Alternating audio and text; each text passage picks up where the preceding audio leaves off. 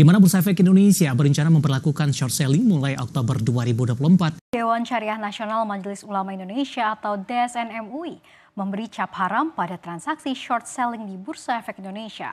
Padahal aturan terkait short selling akan diluncurkan sebentar lagi, yakni pada semester 2 2024. Bursa Efek Indonesia saat ini berencana menerapkan short selling. Dan sekarang orang-orang banyak bertanya, apa sih sebenarnya tujuan Bursa Efek Indonesia menerapkan short selling? Bukannya full call action udah menyusahkan, apalagi short selling ya? Atau dengan short selling transaksi bursa bisa naik? Nah, di sini kita akan bahas nih secara singkat tentang short selling agar investor bisa mengerti terkait kebijakan baru ini.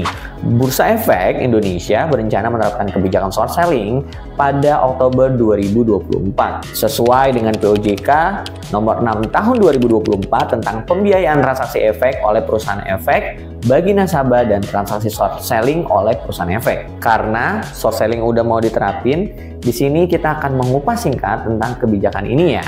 Jadi short selling itu singkatnya kita meminjam saham ke broker, lalu kita menjual saham tersebut pada harga saat ini dan akan kita buyback kembali di masa depan untuk mengembalikan saham yang kita pinjam. Nah, biasanya broker meminjam saham kepada short seller menggunakan saham dari akun margin investor lain. Pasti bingung kan, dapat keuntungannya kira-kira dari mana ya? Jadi, untungnya itu diperoleh dari selisih harga jual dan harga beli buyback saham di masa depan. Kita langsung masuk aja nih ke contohnya ya. Bayangin jika kamu short selling.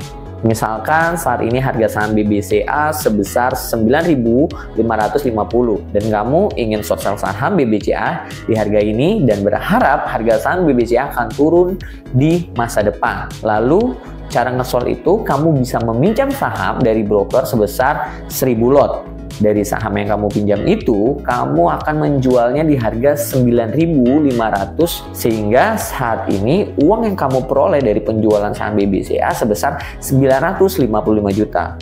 Lalu kamu hold sahamnya sampai harga disepakati. Ketika melakukan short selling, misalnya setelah 3 bulan harga saham BBCA turun, kamu hanya membayar sebesar 955,5 juta. Harga tersebut, kamu membeli kembali saham BBCA menggunakan uang dari selisih jual BBCA dan beli sebesar 2.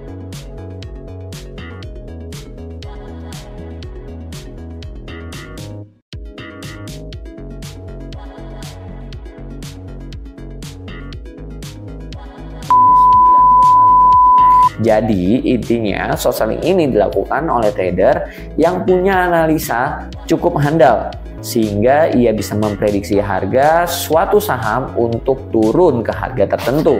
Oke, next ya. Untuk kamu yang juga masih penasaran dengan short selling, di sini saya akan melanjutkan ceritanya nih terkait dengan short selling. Ya ini kisah kelam dari short selling sebagai pengetahuan buat teman-teman investor. Jadi pada tahun 2021 ada sebuah saham di bursa New York yang bernama GameStop dengan kode saham GMA. Adapun GameStop ini merupakan perusahaan retail video game yang mengalami kesulitan keuangan dan pada saat itu diprediksi akan bangkrut. Sehingga hal ini menjadi sentimen buruk bagi perusahaan pada kala itu. Alhasil banyak fund berspekulasi untuk melakukan short selling terhadap saham GameStop.